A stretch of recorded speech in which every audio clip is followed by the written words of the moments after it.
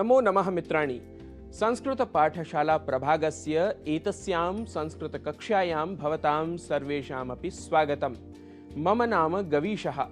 संस्कृत कक्षा में आज हम दैनंदिन जीवन में प्रयोग में आने वाले सामान्य वाक्यों को संस्कृत में बोलना सीखेंगे। स्वास्थ्य से जुड़ी बात हो और यदि कहना हो मेरा स्वास्थ्य ठीक नहीं है, तो इसके लिए संस्कृत में हम वाक्य बनाएंगे मम स्वास्थ्यम समीचीनम नास्ति। मम स्वास्थ्यम समीचीनम नास्ति। यदि कहना हो पेट पे बहुत दर्द है, तो इसके लिए संस्कृत में कहेंगे महती उदर वेदना अस्ति। महती उदर वेदना अस्ति। यदि कहना हो सिर दर्द तो अक्सर सताया करता है, तो इसके लिए कहेंगे सामान्यतः शिरोवेदना पीड़यति एव। सामान्यतः शिरोवेदना पीड़यति एव। यदि वाक्य बनाना हो बुखार सा लग रहा है, तो इसके लिए संस्कृत में कहेंगे ज्वरः इव भासते। ज्वरः इव भासते। वाक्य हो मन मचल रहा है, तो कहेंगे मम वमन शंका अस्ति। मम वमन शंका अस्ति। यदि कहना हो डॉक्टर से सलाह लो, तो इसे संस्कृत में कहेंगे चिकित्सकस्य परामर्शं स्वीकुरु। चिकित्सकस्य परामर्शं स्वीकुरु।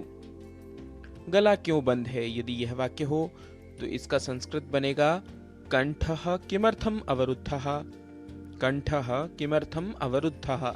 यदि वाक्य हो मैं बहुत थक गया हूं, तो कहेंगे अहम अतीव श्रान्तः अस्मि। अहम अतीव श्रान्तः अस्मि। वाक्य यदि हो उनका स्वास्थ्य कैसा है, तो कहेंगे तस्य स्वास्थ्यम कथम अस्ति, या फिर तस्य आरोग्यम कथम अस्ति। यदि वाक्य हो तबीयत वैसी ही है, तो कहेंगे आरोग्यम यथावत अस्ति। आरोग्यम यथावत अस्ति। आज तबीयत कुछ अच्छी है, तो इसके लिए कहेंगे अद्य आरोग्यम किंचित सम्यक अस्ति। अद्य आरोग्यम किंचित सम्यक अस्ति। सुबह से ही सिर दर्द होने लगता है, यदि यह वाक्य हो तो इसके लिए संस्कृत में बोलेंगे प्रातः कालात् एव शिरोवेदना अनुभूयते। प्रातः कालात् एव शिरोवेदना अनुभूयते। डॉक्टर से कब मिले थे, यदि यह पूछना हो तो संस्कृत में पूछेंगे चिकित्सकम कदा मिलितवान। चिकित्सकम कदा मिलितवान। शरीर में ऊर्जा ही नहीं है, यदि यह वाक्य हो तो कहेंगे शरीरे ऊर्जा एव नास्ति। शरीरे ऊर्जा एव नास्ति। कल तो यह ठीक ही था, यदि यह वाक्य हो तो कहेंगे ह्यः एषः स्वस्थः एव आसीत्। ह्यः एषः स्वस्थः एव आसीत्। कि आज मैं खाना खा सकता हूं, यदि यह पूछना हो तो संस्कृत में पूछेंगे किम अद्य अहम भोजनम कर्तुम शक्नोमि। किम अद्य अहम भोजनम कर्तुम शक्नोमि।